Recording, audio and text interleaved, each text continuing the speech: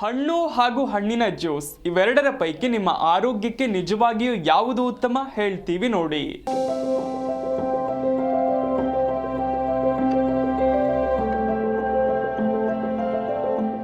ಆರೋಗ್ಯಕರ ಜೀವನ ಶೈಲಿಗೆ ಹಣ್ಣುಗಳು ಅತ್ಯಗತ್ಯ.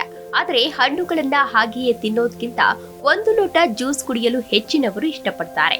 ಜ್ಯೂಸ್ ತ್ವರಿತ ಮತ್ತು ರಿಫ್ರೆಶ್ ಎನಿಸಿದ್ರೂ ಆಹಾರ ತಜ್ಞರ ಪ್ರಕಾರ ಹಣ್ಣು ಮತ್ತು ಹಣ್ಣಿನ ರಸಗಳ ನಡುವೆ ಗಮನಾರ್ಹ ವ್ಯತ್ಯಾಸವಿದೆ. ನಮ್ಮ ಆರೋಗ್ಯಕ್ಕೆ ಯಾವುದು ನಿಜವಾಗಿ ಉತ್ತಮ, ಮಧುಮೇಹಿಗಳು ಮತ್ತು ಸಾಮಾನ್ಯ ಜನರು ಯಾವುದನ್ನ ಆಯ್ಕೆ ಮಾಡಬೇಕು ಎಂಬುದರ ಬಗ್ಗೆ ನೋಡೋಣ.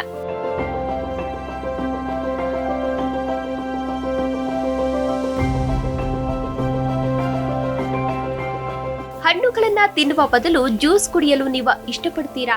ಹಾಗಿದ್ರೆ ಎಚ್ಚರ, ಹಣ್ಣಿನ ರಸವು ನಿಮ್ಮ ರಕ್ತದಲ್ಲಿನ ಸಕ್ಕರೆ ಮಟ್ಟವನ್ನ ದಿಢೀರ್ ಹೆಚ್ಚಿಸಬಹುದು. ಹಣ್ಣು ಮತ್ತು ಹಣ್ಣಿನ ರಸದ ನಡುವಿನ ಶಾರೀರಿಕ ವ್ಯತ್ಯಾಸವೇನು?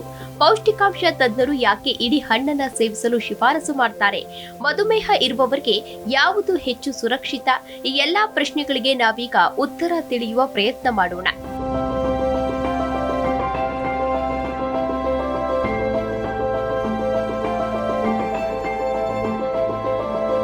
ಹಣ್ಣಿನ ರಸಕ್ಕಿಂತ ಇಡೀ ಹಣ್ಣು ಯಾಕೆ ಶ್ರೇಷ್ಠ ಅಂತ ಕೇಳಿದ್ರೆ, ನೀವು ಹಣ್ಣನ್ನ ಜ್ಯೂಸ್ ಮಾಡಿದಾಗ ಅದರಲ್ಲಿರುವ ಅತ್ಯಂತ ಪ್ರಮುಖ ಅಂಶವಾದ ನಾರಿನಂಶ, ಫೈಬರ್ ನಾಶವಾಗುತ್ತದೆ. ನಾರಿನಂಶ ನಮ್ಮ ಜೀರ್ಣಕ್ರಿಯೆಯನ್ನ ಸುಧಾರಿಸುವುದರ ಜೊತೆಗೆ ರಕ್ತದಲ್ಲಿನ ಸಕ್ಕರೆ ಮಟ್ಟವು ಏಕಾಏಕಿ ಏರದಂತೆ ತಡೆಯಲು ಸಹಕಾರಿಯಾಗಿದೆ. ನಾರಿನಂಶವಿಲ್ಲದ ಜ್ಯೂಸ್ನಲ್ಲಿರುವ ಸಕ್ಕರೆ ನೇರವಾಗಿ ರಕ್ತಕ್ಕೆ ಸೇರುತ್ತದೆ. ಇದು ಆತಂಕಕಾರಿ.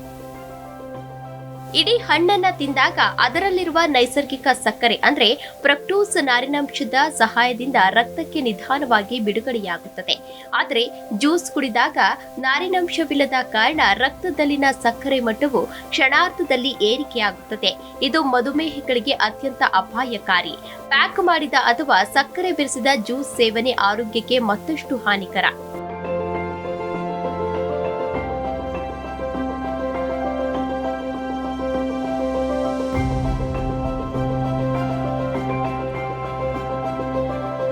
ಒಂದು ಲೋಟ ಕಿತ್ತಳೆ ರಸ ತಯಾರಿಸಲು 3-4 ಕಿತ್ತಳೆ ಹಣ್ಣುಗಳು ಬೇಕಾಗಬಹುದು. ಹೀಗೆ ಜ್ಯೂಸ್ ಕುಡಿಯೋದ್ರಿಂದ ನಾವು ಅರಿಯದೆ ಅತಿಯಾದ ಸಕ್ಕರೆ ಮತ್ತು ಕ್ಯಾಲೋರಿಗಳನ್ನ ದೇಹಕ್ಕೆ ಸೇರಿಸುತ್ತೇವೆ. ಬದಲಾಗಿ ಒಂದೇ ಹಣ್ಣನ್ನ ತಿಂದ್ರೆ ನಿಮ್ಮ ಹೊಟ್ಟೆಯು ತುಂಬುತ್ತದೆ ಮತ್ತು ಕ್ಯಾಲೋರಿಗಳ ನಿಯಂತ್ರಣವು ಸಾಧ್ಯವಾಗುತ್ತದೆ.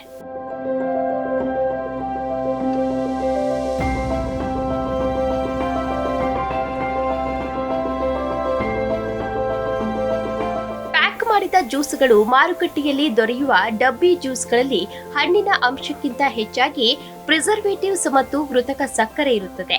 ಇವುಗಳ ಸೇವನೆಯು ಸ್ಥೂಲಕಾಯ, ಬೊಜ್ಜು ಮತ್ತು ಹೃದಯ ಸಂಬಂಧಿ ಕಾಯಿಲೆಗಳಿಗೆ ಕಾರಣವಾಗಬಹುದು.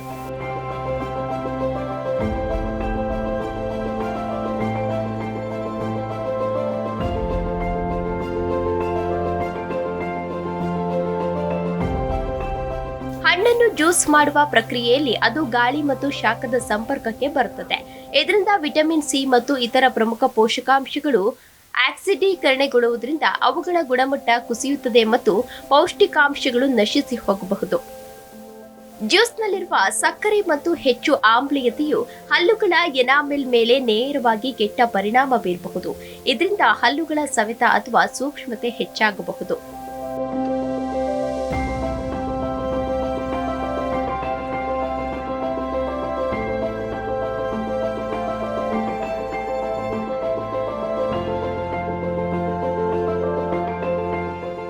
ಹಣ್ಣುಗಳನ್ನ ತಿನ್ನುವುದರಿಂದ ಸಿಗುವ ಲಾಭಗಳು. ಹಣ್ಣುಗಳಲ್ಲಿರುವ ನೈಸರ್ಗಿಕ ಸಕ್ಕರೆ ನಾರಿನಂಶದೊಂದಿಗೆ ದೇಹಕ್ಕೆ ಸೇರಿದಾಗ ಸ್ಥಿರವಾದ ಮತ್ತು ದೀರ್ಘಕಾಲದವರೆಗೆ ಶಕ್ತಿಯನ್ನು ಒದಗಿಸುತ್ತದೆ.